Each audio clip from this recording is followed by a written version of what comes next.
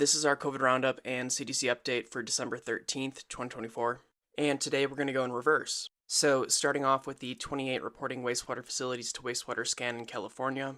From the wastewater data, we're starting to see an uptick in the COVID concentration, where this uptick in concentration is much more significant when we look out to the 148 reporting wastewater facilities to wastewater scan in the US, where in the last 2 weeks we've sort of skyrocketed in terms of our COVID concentration, where we went from being essentially constant and flatlining to going straight up, where some of the highest wastewater concentrations are seen in Youngstown, Ohio, in Harrison, Arizona, in Millbury, Massachusetts, and in Jackson, Michigan, where it should be noted that Jackson, Michigan is reaching all-time highs with their current levels, and it should be noted that the hotspots mentioned do line up well with the Walgreens Respiratory Index, where we have seen subtle increases in the test positivity rates for the past 2 weeks now. Therefore, in our current data, we're starting to see significant increases in the Northeast and the Midwest, which matches across data platforms.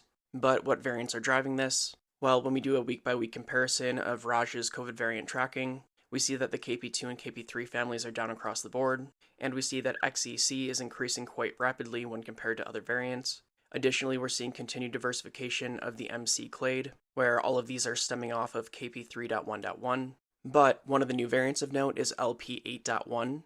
It greater than doubled from last week to this week, increasing from 1.3% to 2.8%. So that is definitely one to watch, and we'll see why in Mike Honey's analysis that's coming up. So as I've been talking about for the past month or so, KP3.1.1 has been decreasing and XEC has been increasing in proportion to other variants, and currently they're about equally matched at about 30% globally. But for the time being, XEC is expected to continue increasing over the next few months. However, that variant we mentioned earlier, LP8.1, may end up being the driving variant over the next month or so, especially when we look towards Brazil. If this trend holds true, from October to November it increased to about 60% and it now currently makes up about 80% of all variants tested in Brazil. Meaning LP8.1 might be that next dominant variant that we had been talking about recently.